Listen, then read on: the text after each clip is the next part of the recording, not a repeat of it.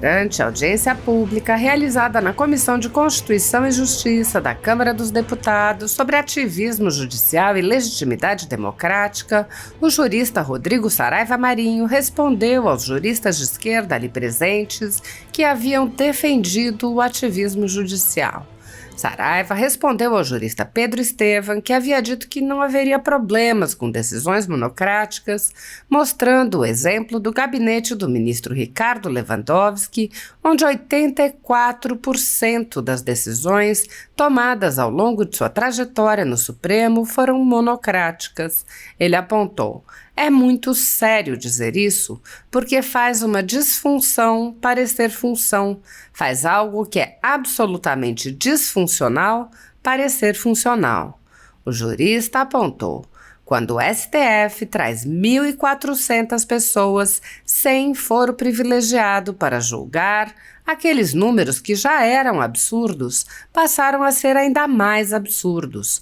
O Pedro se esquece de dizer que as constituições liberais, as revoluções liberais, trouxeram algo há 700 anos, chamado Due Process of Law, o devido processo legal, que é a base de todo o Estado de Direito, que é a base disso. Quando há uma violação disso, a base de todo e qualquer julgamento. Se eu violo a regra de como alguém é julgado, eu passo aquilo que é trazido no livro Processo, de Franz Kafka.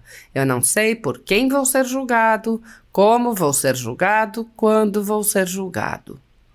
Rodrigo Saraiva explicou a diferença entre as constituições liberais e as constituições que trouxeram direitos sociais, lembrando que as constituições que se concentraram em direitos sociais eram justamente as que serviram de base para regimes autoritários.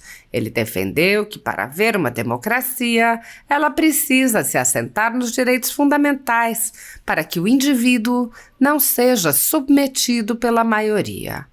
Saraiva disse: a democracia que existe é a democracia liberal, a democracia pela qual eu preservo a vida, a liberdade e a propriedade daquele indivíduo que é a menor minoria que existe, ou seja, a possibilidade de eu, sozinho, não concordar com o que está acontecendo e eu ser respeitado por isso. Esta é a visão da democracia liberal. Esta foi a democracia que nós recebemos. Quando a democracia liberal é destruída, a maioria começa a não permitir que esta minoria sobreviva. É de fato isso que acontece, a visão tão citada pelo Pedro dessa visão de Carl Schmitt, ou seja, que o poder se sobrepõe pelo próprio poder. O jurista explicou que, no Brasil, o sistema de freios e contrapesos, em que cada poder controla o outro poder, foi eliminado com a alegação de que seria necessário haver uma harmonia entre os poderes ao invés de um equilíbrio. Saraiva disse: nesta visão, trazendo o ponto que a deputada Cris Tonieto traz de pesos e contrapesos, eu tenho muito problema naquilo que foi trazido na Constituinte por Michel Temer. Os poderes devem ser independentes e harmônicos. Para mim, é muito perigosa essa ideia da parte harmônica. É só o Brasil que tem isso. Nenhum outro país tem a visão de harmonia entre os poderes, não. Os poderes existem para serem independentes, eles têm que se enfrentar. Quando há harmonia, eu sento num jantar e determino no jantar quem serão os próximos ministros do STF. Eu, ministro do STF, venho fazer política no Senado Federal. Eu venho fazer lobby no Senado Federal. Saraiva explicou: é próprio deste parlamento fazer lobby, é próprio do parlamento, mas não é próprio do judiciário. O judiciário não pode fazer lobby, não cabe a ele fazê-lo. O judiciário tem por vocação, e esta casa teria que ter por obrigação, a independência, sua independência mantida, se contrapondo ao poder do STF. O jurista afirmou: A Suprema Corte está disfuncional. É isso que está acontecendo quando ela leva 1.400 pessoas à prisão de uma única vez. Apenas isso já seria motivo para parar e dizer que alguma coisa está errada, num país que prende 1.400 pessoas ao mesmo tempo por meio de uma decisão de um ministro.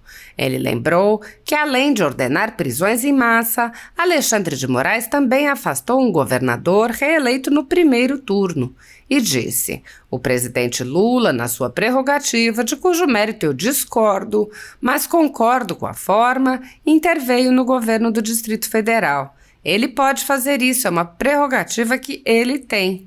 Mas o ministro Alexandre de Moraes não pode fazer isso. Não faz parte da prerrogativa dele. Ao concluir, Saraiva relembrou um exemplo de arbitrariedade do Supremo com a punição a um empresário por suas conversas privadas. No julgamento dado por Alexandre de Moraes, num grupo de WhatsApp, ele teve suas contas bloqueadas, foi quebrado o sigilo da sua empresa inteira porque ele deu um joinha numa fala. Se você pegar o julgamento, verá que não há uma citação do nome dele nos fundamentos, mas no dispositivo há uma determinação de bloqueio de contas. Só isso já era motivo para o país parar e dizer que algo muito errado acontece no Reino da Dinamarca.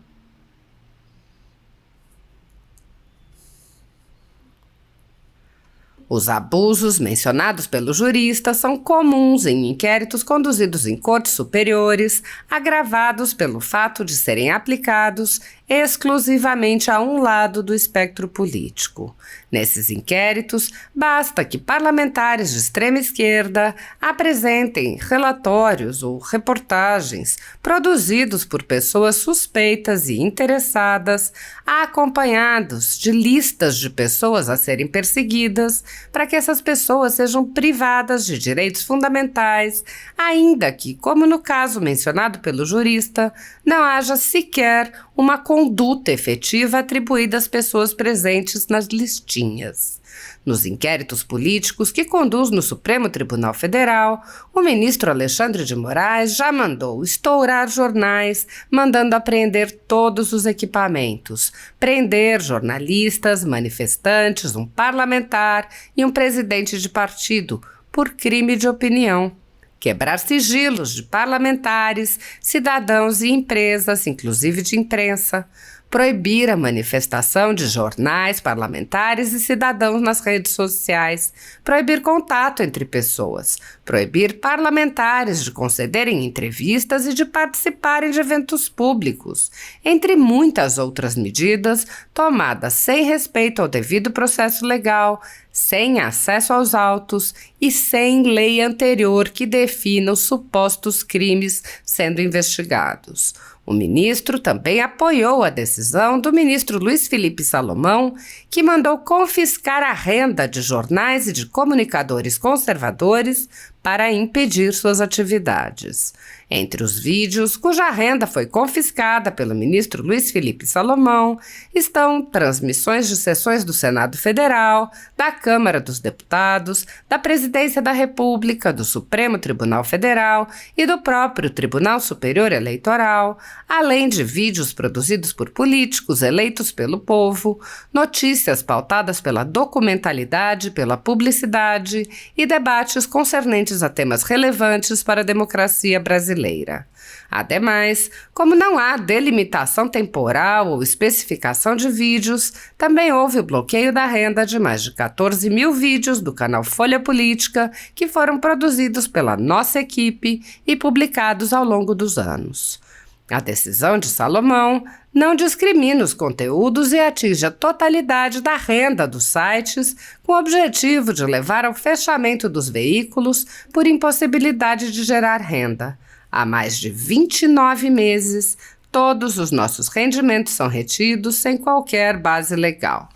Embora o terceiro relator do inquérito tenha suspendido a liminar do ministro Salomão, os rendimentos seguem sendo retidos e o inquérito segue trocando de mãos, mantendo indefinidamente os efeitos da liminar sobre famílias e empresas que são privadas de seus meios de sustento.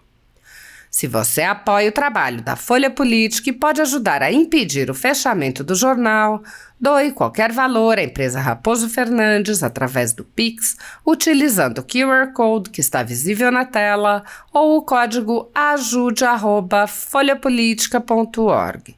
Caso não utilize Pix, há a opção de transferência bancária para a conta da empresa Raposo Fernandes, disponível na descrição deste vídeo e no comentário fixado no topo.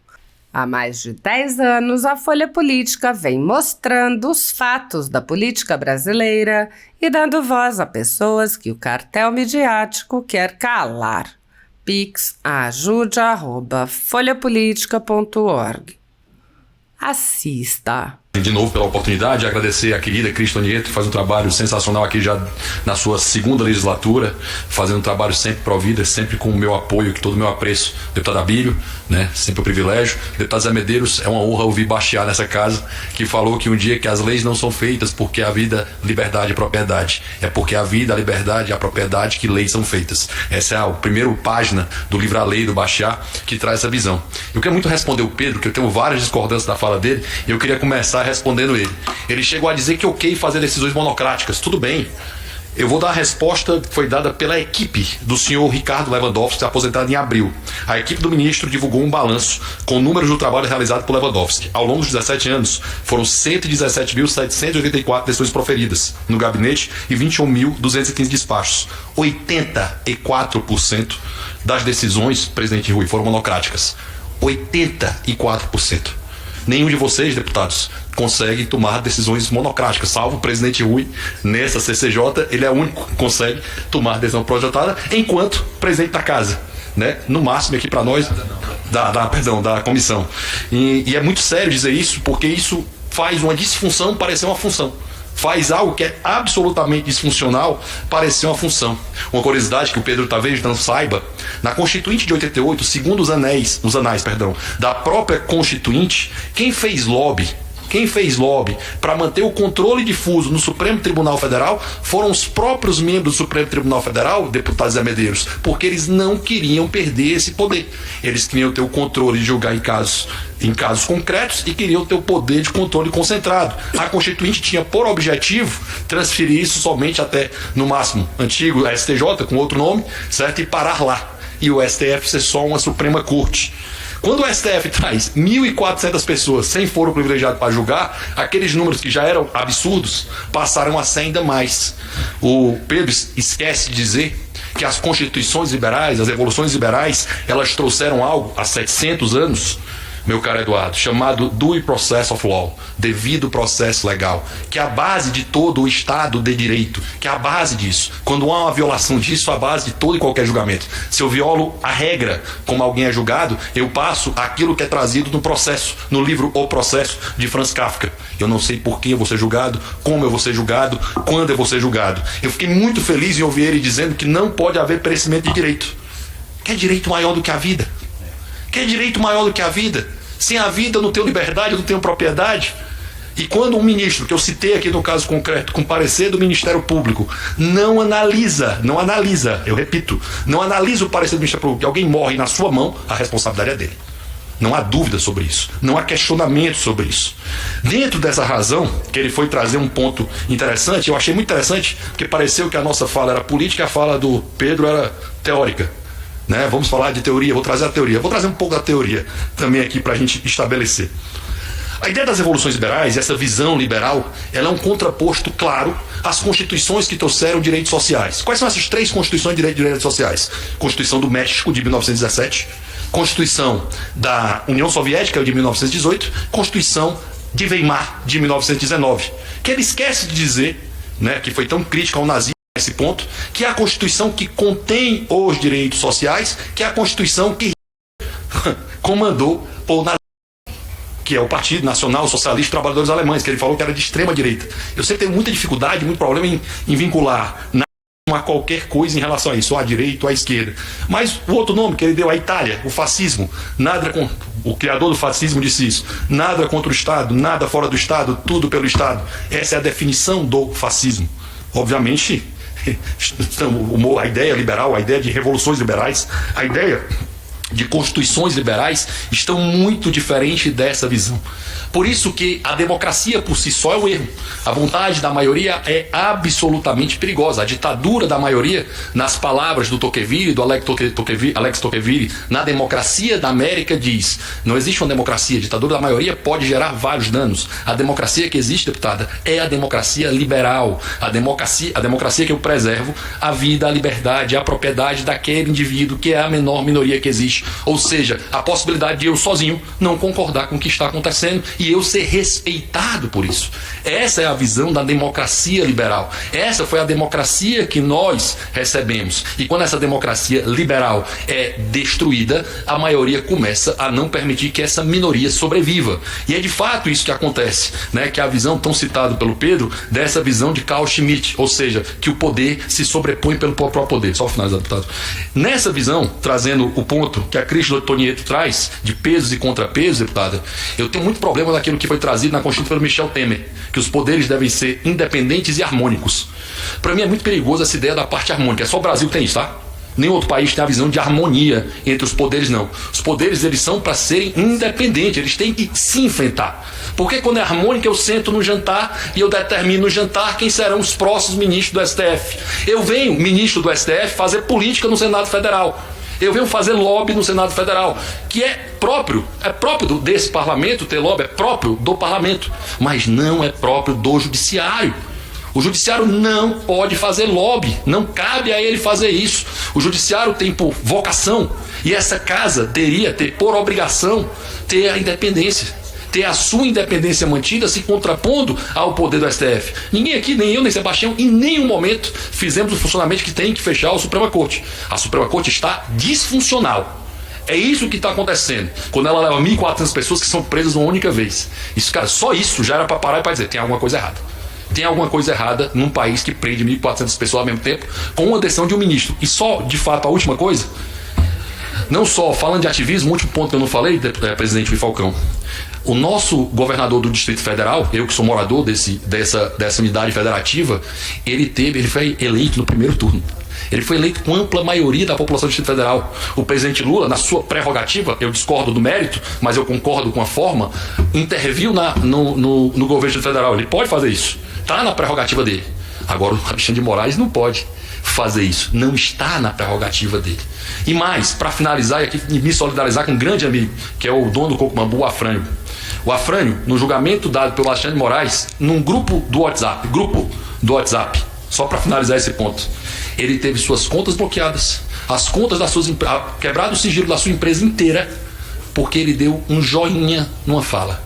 Um joinha numa fala. E se você pegar o julgamento, meu caro amigo Sebastião, não há uma citação do nome dele nos fundamentos, mas no dispositivo há uma determinação de bloqueio de contas. Só isso já era para o país parar e dizer: tem algo muito errado no reino da Dinamarca. Obrigado, doutor Rodrigo Marinho. Eu vou abrir uma exceção.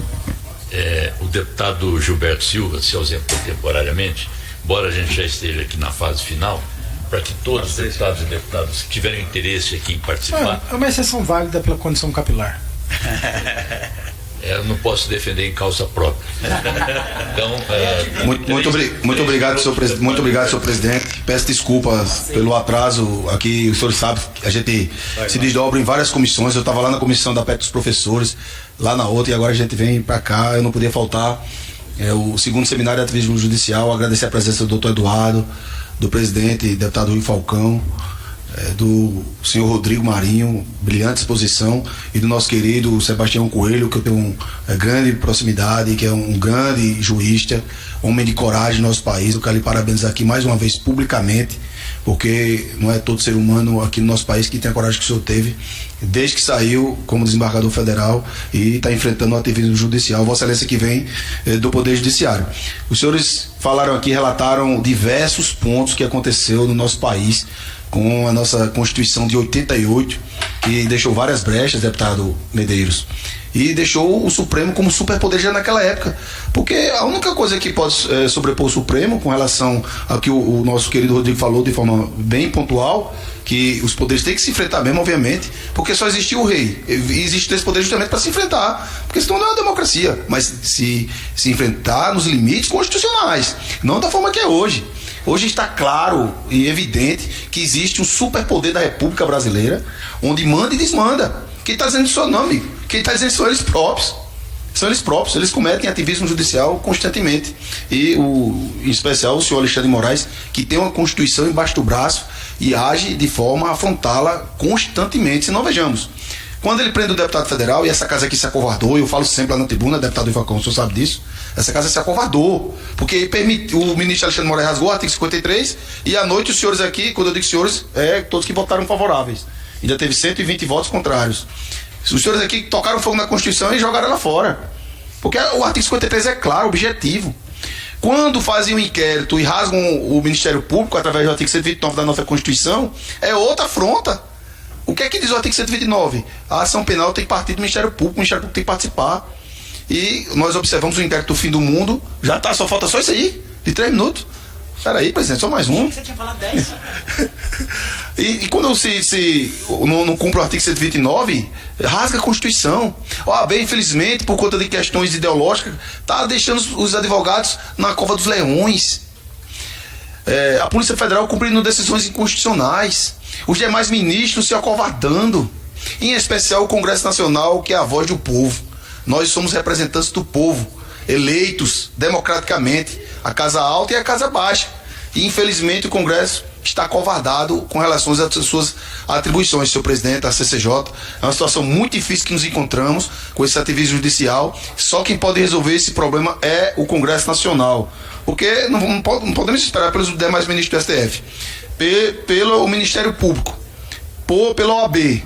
E o Congresso Nacional é quem tem a prerrogativa, através do artigo 52, de frear os abusos da Suprema Corte. Então, é claro esse problema, senhor presidente, vou concluir agora, é claro esse problema que está acontecendo no nosso país, está prejudicando de todas as formas o nosso Brasil.